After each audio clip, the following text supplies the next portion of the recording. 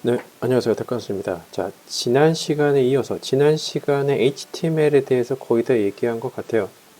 네, 그래서 다음 편으로 CSS, 스타일 시트에 대해서 개발자가 알아야 될 정도의 지식을 설명해 드리도록 하겠습니다. 자, 마찬가지로 제 유튜브 채널 우측 상단에 기술 블로그 테크한스를 클릭을 하시고요. 자, 스타일 시트, CSS에 대해서 오늘 이번 시간 말씀드립니다. 자, CSS 모든 것을 다 알 필요는 없지만 이 정도는 알아야 된다는 의미에서 정리를 해도. 자, 먼저 기본적으로 여러분들이 이 웹페이지, 웹 개발을 PHP로 할 때 설치하셔야 될 개발 환경은 이렇게 제가 다른 영상에도 이미 만들어 놓은 것처럼 설치를 미리 해 두셔야 됩니다. 귀찮으시더라도 한 반나절 정도면 되거든요. 하루에 한 반나절 정도 시간을 투자하셔서 이와 같이 아파치 웹 서버 위에서 PHP 모듈이 이렇게 구동이 되고, 자, 말씀드렸듯이 이게 HTML 사이드고요. 클라이언트 사이드고, 이게 이제 서버 사이드에서 이제 뿌려준 겁니다. 이것까지 이제 보이셔야 되고, 당연히 백단에 연결되고 있는 마리아DB까지 연결 테스트, 커넥션 테스트까지 하신 상태에서 계속적으로 따라오셔야 됨을 말씀을 드립니다. 자, 그래서 개발자가 알아야 될 CSS, 스타일 시트에 대해서 말씀을 드리겠습니다. 자, 스타일 시트는 처음 보시면 좀 이게 뭐야 라고 할 정도로 좀 가독성이 약간은 떨어집니다. 네, 그래서 주로 과거에는 이제 웹 디자이너나 퍼블리셔들이 주로 많이 사용을 했었는데, 현재는 프론트엔드 개발 영역으로 그 영역이 확장이 됐어요. 그러니까 과거에는 개발자라고 하면 프론트, 백엔드 상관없이 다 했었거든요. 그럴 때 사용했었던 게 이제 PHP인데, 지금은 크롬 브라우저로 바뀌고 파서 엔진이 좀 더 강화가 되면서 자바스크립트 활용도가 굉장히 상승을 한 거죠. 확장이 돼서 개발자들도 프론트엔드만 다루는 전문 개발자가 따로 있듯이 CSS도 이제 개발자가 다루는, 마치 디자이너가 HTML이나 CSS만 하는 게 아니라 자바스크립트 또는 프론트엔드 개발까지 하듯이 반대로 개발자가 이제 자바스크립트나 서버 사이드 프로그램 말고 CSS나 HTML 레벨까지 이제 다루어야 하는 것처럼 자신의 영역이 좀 확장이 되고 있는 것이죠. 네, 좋은 현상입니다. 제가 볼 때는.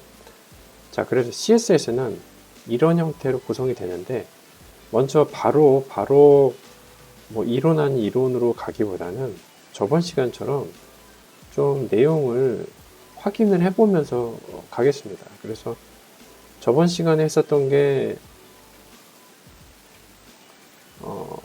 기본적인 HTML 페이지를 다뤘었는데, 지난 편 HTML 보시면 내용을 아실 수 있을 것입니다. 스타일 시트가 있을 때 없을 때. 그래서 간단하게 설명을 드리자면, 자, 모든 HTML은 이런 형태로 구성이 되어 있고요. 자, 지금은 이 페이지는 스타일 시트를 입힌 상태이고요. 스타일 시트를 입히지 않을 때는 굉장히 원초적인 페이지로 이렇게 보여지게 됨을 알 수가 있습니다. 그래서 우리는 원초적인 페이지가 아닌 CSS를 사용할 것이기 때문에 이렇게 CSS를 선언해야 되고, 선언하는 방법은 이와 같이 별도 스타일 시트를 빼지 않고 인라인 방식으로 사용하는 방식, 그리고 그렇지 않고 스타일 시트 파일을 빼서 이렇게 사용하는 방식으로 나눌 수가 있고요. 그 내용들은 한 이 정도 수준이 기본적인 내용들이다, 이렇게 보시면 될 것 같습니다. 그래서 약간의 가독성이 떨어지는 부분은 내가 이 신텍스, 문법에 대해서 잘 모르기 때문에 생길 수 있는 현상이라서 우선은 그런 내용을 숙지하시고 내용을 따라오시면 될 것 같습니다. 자, 그래서 아까 여기서 얘기했듯이 이런 형태로 구성되고 있는 그 이유는 바로 이렇게 셀렉터와 그 안에 있는 마치 키밸류, JSON의 키밸류처럼 프로퍼티 밸류 형태로 이렇게 컬런, 세미컬런 식으로 나눠서 선언을 하게 됩니다. 그래서 이 전체를 룰셋이라고 부르는 것이죠. 그래서 선택자, 아까 보여듯이 이 P는 그 셀렉터 형태로서 해당되는 문서 앞뒤에 P가 표시가 되면 이 안에 폰트 값을, 컬러를 레드로 바꾸라는 그런 의미입니다. 당연히 셀렉터는 다양하게 바뀌게 됩니다. 그래서 그 전체를 가지고 프로퍼티와 밸류를 전체를 가지고 우리는 선언 부분이다, 이렇게 보실 수가 있습니다. 즉 속성과 속성 값이 있다, 이렇게 보시면 될 것 같습니다. 그래서 속성이라고 하면 이제 컬러, 여기서는 컬러가 될 것이고요. 속성 값이라고 하면 이제 레드, 여기서는 레드가 될 것입니다. 그리고 각각은 세미콜론으로 표시를 마무리하게 되는 그런 내용들입니다. 그래서 첫 번째 예시 보면 아까 위에 설명드린 레드 말고도 위드스나 보더 같은 경우로 추가적으로 해당되는 내용을 이제 선언하게 되는 것이죠. 아까 설명드렸듯이 가독성이 없었을 때는 이것이 무엇인지 잘 몰랐는데 지금은 이렇게 셀렉터 부분하고 그리고 프로퍼티, 그리고 밸류, 프로퍼티, 밸류, 프로퍼티, 밸류 이런 식으로 선언을 해갈 수가 있는 것이. 이게 수백 줄, 수천 줄이라고 하더라도 다 이런 형식들이기 때문에 복잡하지만 복잡하지가 않은 것이죠. 그래서 두 번째 예시도 이렇게 하면 될 것이고요. 자, 개발자이기 때문에 스타일 시트를 모두 아실 필요가 없어요. 웹 디자이너가 아니잖아요, 저희는. 그래서 개발자들은 이 정도만 아시면 됩니다. 그래서 클래스 선택자, 그래서 자, F12를 여기서 누르시면 이제 바디 안에 있는 컨텐츠를 조금 뭐랄까 이렇게 모아서 집단으로 그룹으로 모아서 이제 태깅을 하기도 하는데, 여기 보시면 이제 div 태그 같은 경우 클래스로 구성되는 경우가 있고 이제 id로 구성되는 게 있거든요. 보이시죠? 근데 그 이유가 용도에 따라서 다른 것이죠. 그래서 클래스는 반복해서 사용될 수 있는 부분은 이렇게 여러 가지 문맥에 대한 섹션들이 있는데 그것들을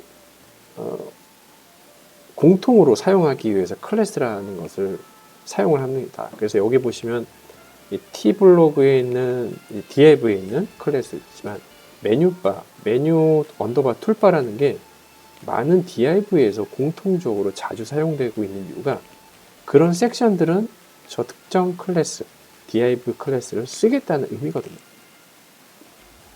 그래서 그런 공통적으로 빼놓은 클래스를 미리 스타일 시트에서 이렇게 선언을 해주면 이 형태로 다 스타일이 이제 입히게 되는 거예요.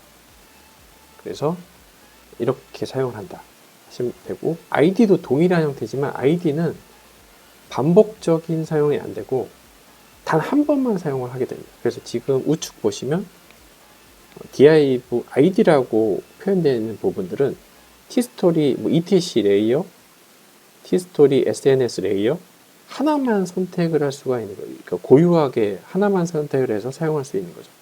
아마도 모양 자체가 유니크한 경우는 이렇게 클래스가 아닌 id를 사용함으로써 클래스와 좀 차별화된 그런 태깅을, 그런 CSS 요소를 보여주고 있는 것입니다. 그래서 여기 나와 있듯이 여러 번 반복될 때는 클래스, 단 한 번 유일하게 사용되는 것은 이제 ID 선택자를 사용하는 것이 좋습니다.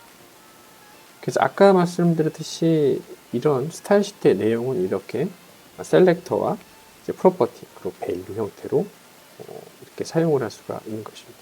사실 개발자가 이 정도만 아셔도, 기본적으로 아셔도, 나머지는 뭐 어차피 웹 디자이너가 있다는 가정하에서는 저희는 그렇게 많이 할 필요는 없습니다. 그러나 만약에 디자인에 요즘은 이제 이따가도 좀 추가적으로 설명드리지, 부트스트랩 같이 미리 스타일 시트를 정의를 해 놓은 그 묶음이 있어요. 그 묶음이 굉장히 프랙티컬하다, 실용적일 수가 있어요. 그래서 지금 이따 설명을 드릴 부분이지만 이게 같은 스타일 시트긴 한데 상용적으로 나와 있는 HTML, CSS 공통 프레임워크인 부트스트랩입니다. 부트스트랩에 사용하고 있는 공통적인 스타일 시트인데 내용은 마찬가지예요. 셀렉터가 있고 프로퍼티, 밸류, 그리고 세미콜론으로 연결된 이런 묶음들이 이 형태대로 수백 줄 형태가 아니라 아무래도 공통 모듈이다 보니까 이게 어떻게 됩니까? 수백 넘어가죠. 1000단위 라인 넘어가고 2000, 3000 그렇게 해서 총 라인 수가 6700 라인입니다. 6700 라인. 결국 이 말은 미리 스타일 시트를 가지런하게 잘 쓸 수 있도록 이렇게 무료로 공개로 배포가 되어 있어서 저희는 그거를 어떻게 가져다 쓸지만 잘 아시면, 숙지하시게 되면 그 이상으로, 디자이너 이상으로 우리가 알 필요는 없습니다. 과거에는 이제 저런 프레임워크가 없던 시절은 모든 웹 개발, 웹 프로젝트 할 때 웹 디자이너가 와서 이제 디자이너도 이전에 자기가 사용하고 있었던 걸 재활용하겠죠. 만들기도 하지만 그런 것들을 이제 뭉쳐서 이제 그 프로젝트에 사용하는 CSS, 스타일 시트를 마련을 해서 이제 개발자와 협업을 하는데 요즘 컴팩트한 개발 환경에서는 그렇게 하면 생산성이 떨어지기 때문에 꼭 부트스트랩을 쓸 필요는 없습니다. 그러나 그러한 그 어떤 검증된 프레임워크를 이용해서 스타일 시트를 개발자가 호출해서 사용할 수 있기 때문에 우리는 이러한 메커니즘으로 스타일 시트가 CSS가 돌아간다 정도만 아셔도 사실은 무방합니다. 개발하면서 필요에 의해서 약간의 구글링 하면서 찾으시면 됩니다. 그래서 제가 말씀드렸듯이 이렇게 스타일 시트를 별도의 스타일 시트 파일로 빼서 사용할 수도 있고 이렇게 HTML 태그 안에 박아서 사용하는 인라인 태그로 사용을 할 수도 있습니다. 그러나 우선순위 입장에서는 인라인 태그가 우선으로 알고 있습니다. 그러나 가독성을 위해서 메인 역할을 하고 공통 역할을 하고 있는 스타일 시트는 바깥으로 빼는 게 일반적이라고 보시면 될 것 같습니다. 네, 이거는 아까 블랙킷에 있는 CSS인데 이거 이제 부트스트랩 스타일 시트고요. 간단하게 볼 수 있는 블랙킷에 있는 이 스타일 시트 내용들은 이렇게 구성이 되어 있다고 보시면 이거죠, 이거. 이것을 사용한 스타일 시트가 이 정도, 한 60줄 정도 되네요. 60줄 정도의 스타일 시트로 이렇게 가지런하게 이렇게 사용을 할 수 있다. 이렇게 보시면 될 것 같습니다. 계속 보다 보면 여러분도 이제 가독성이 생길 것입니다. 그래서 이렇게 바뀔 수가 있는 것이고요. 만약 스타일 시트를 빼게 되면 같은 내용입니다. 약간 원시적인 1990년대 스타일의 HTML로 이제 바뀌게 되는 것이죠. 그래서 너무나 당연하게 스타일 시트를 사용해야 되고 사용하기 때문에 개발자도 스타일 시트를 알아야 하는 것입니다. 우리가 모두 다 알 필요 없는 것은 우리는 갖다 호출을 어떻게 하고 그 개별적인 그 사용법에 대해서만 알면 되고 모든 태그는 디자이너도 모든 CSS 태그를 알지 못해요. 자주 쓰는 것만 알 뿐이시고요. 그리고 개발자도 마찬가지예요. 파이썬 라이브러리를 모두 알 수는 없어요. 개발 API, 자바 API를 모두 알 수는 없어요. 그러나 어느 정도 자주 사용하는 것들을 사용하면서 찾아가면서 좀 더 자신의 이제 그런 좀 시니어 개발자로, 시니어 디자이너로 성장할 수가 있는 것이죠. 그래서 기본적으로 알아야 될 부분들, 폼에서 사용되고 있는 역할들, 이런 형태, 전반적인 스타일 시트가 이런 바깥에는 이제 마진 형태로 되어 있고 그 안에 보도, 그 안에 이제 문장 섹션들은 패딩 형태로 구성되어 있다. 이 정도 용어 정도는 아셔야 될 것 같아요. 왜냐면 저희가 웹 프로젝트, 웹 개발을 하면서 직접적으로 많이 이렇게 전체적인 프레임을 건드는 경우는 많지는 않지만 1인 개발자나 또는 디자이너가 여의치 않은 소규모 개발 환경 같은 경우는 직접 개발자도 어느 정도는 이걸 디자인해야 되기 때문에 이런 용어나 이런 밸류 값에 대해서 조정을 하면서 이렇게 웹페이지가 적용이 되는구나 라는 것들은 아마 느낌적으로 아까 블랙캣의 이런 내용들을 설명드렸듯이 이런 것들을 수치를 바꿔가면서 웹페이지가 바뀐다는 걸 느끼면서 여러분들도 수치를 이렇게 바뀌면 웹페이지가 이렇게 바뀌는구나 라는 걸 통해서 이 요소 하나하나를 이제 이해하게 되는 것이죠. 그래서 패딩이나 보도, 마진값, 위드스 같은 거, 백그라운드 컬러 같은 거, 텍스트 섀도우 같은 거, 디스플레이 같은 것도 하나하나 변경을 하면서 알게 됩니다. 물론 이것도 사용하는 빈도가 많은 태그는 익숙해지겠죠. 그래서 여기서 간단하게 설명을 드렸어요. 그래서 페이지 전체 색을 바꾸고 싶을 때는 백그라운드 컬러를 이용해서 이렇게 쓴다.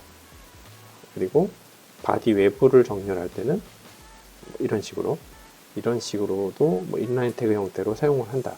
그 내용은 위드스나 마진, 백그라운드 컬러, 패딩, 보도 같은 내용으로 이렇게 쓴다. 이렇게 보실 수가 있겠습니다. 이것들은 여기서 다 저희가 디자이너가 아니기 때문에 설명을 많이 드릴 필요는 없어요. 이런 가독성을 높이기 위해서 이런 내용들이다. 계속 반복되죠.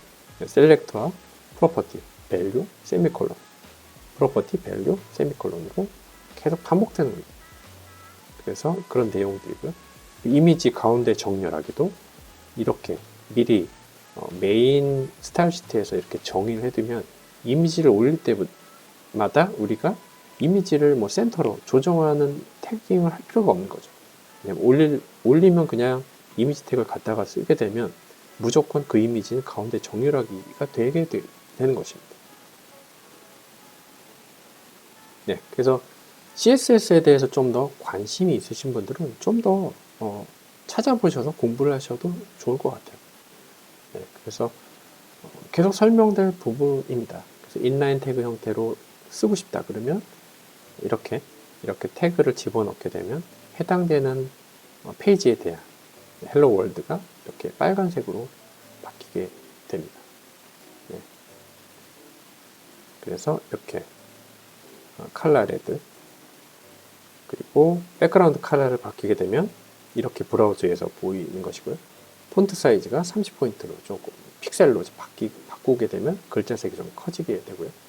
폰트 글씨체도 바꿀 수가 있고 그리고 센터도 그러니까 위치 얼라인 정보도 이제 정렬할 수가 있습니다. 라이트, 센터, 레프트로 이렇게 정렬해서 브라우저에서 가운데로 보이는 것을 볼 수가 있겠죠. 그리고 텍스트 데코레이션 통해서 링크 같은 경우는 밑줄이 거지게 되는데 이것을 none으로 하게 되면 링크 밑줄을 없앨 때 이제 사용하는 스타일 시트라고 보시면 될 것 같습니다. 그리고 텍스트 섀도우 같은 경우는 글자에 그림자 만들 때 이렇게 사용하고요. 마진 값도 이렇게 변경할 수가 있습니다. 그리고 보도 같은 경우는 이 전체 이 외곽의 그 라인을 그을 때는 이제 보도 값으로 이제 변경을 할 수가 있는 것이죠. 그래서 아까 얘기한 대로 그 브라우저에 있는 이제 그 파서가 스타일 시트를 어떤 것부터 해석하느냐에 따라서 우선순위가 있어요. 그래서 그 우선순위도 개발자가 알아야 됩니다. 그래서 우선순위는 우선 브라우저 디자인이 정의된 거 우리가 바꿀 수 없는 거죠. 브라우저 디자인 정의한 것부터 시작해서 외부 스타일 시트, 그리고 내부 스타일 시트, 그리고 제가 설명드린 인라인 스타일 시트가 가장 상단에서 입히게 되는 겁니다. 그래서 인라인 스타일 시트가 우선순위에 가장 높다는 얘기예요. 그래서 외부나 내부에 공통으로 빼놓은 스타일 시트가 있다고 하더라도 HTML 페이지 내에서 또는 특정 PHP나 JSP 파일, 이런 서버 사이드 프로그램 파일 내에서 HTML과 같이 인라인 스타일 시트를 적용을 하게 되면 가장 먼저 적용이 돼요. 입히게 되는 겁니다. 네, 그래서 그런 내용도 있고, 끝으로 이제 부트스트랩 설명을 드리겠는데, 아까 얘기한 대로 부트스트랩은 우리가 좀 실용적이고 사용할 만한 그런 스타일 시트를 이와 같이 수천 줄을 가지고 묶어 놓은 프레임워크 조합이에요. 그러니까 개발자로서 뭐 스프링이나 개발 프레임워크가 아니라 이거는 그냥 디자인 프레임워크라고 보시면 돼요. HTML, CSS 프레임워크. 네. 그런 것들 중에 하나가 부트스트랩입니다. 부트스트랩은 가장 예전에 이제 크롬이 나오던 시절에도 부트스트랩이 있었어요. 그리고 부트스트랩의 동작 원리는 jQuery로 내부적으로 구성이 됐다는 이유만 봐서도 최근에 나온 게 아니라 부트스트랩은 예전에 jQuery 시절부터 있었던 그런 HTML, CSS 프레임워크예요. 그래서 많은 홈페이지나 많은 그 페이지에서, 웹페이지에서 웹 개발할 때 이러한 좀 모양이 가지런하지 않습니까? 이런 것들을 공통으로 사용을 하지 않게 되면 누군가는 만들어야 돼요. 디자이너가 만들 수도 있고, 개발자가 만들 수도 있고. 그렇기 때문에 무료 배포하게 되는 이런 프레임워크를 사용하지 않을 이유가 없는 것입니다. 네, 그래서 부트스트랩 설명을 드렸고, 그래서 부트스트랩은 저도 디자이너가 아니고 부트스트랩을 많이 사용해 보지 않았기 때문에 많이 알 수는 없지만 간단한 내용으로만으로도 저희가 그것을 파악할 수가 있어요. 네. 그래서 여기에 있는 부트스트랩을 이용해서 가지런한 페이지가 이제 보여질 수가 있어요. 예를 들어서 그런 거죠. 아까 말씀을 드렸듯이 이런 것들을 이용하기 위해서 부트스트랩을 이용을 하는데 좀 더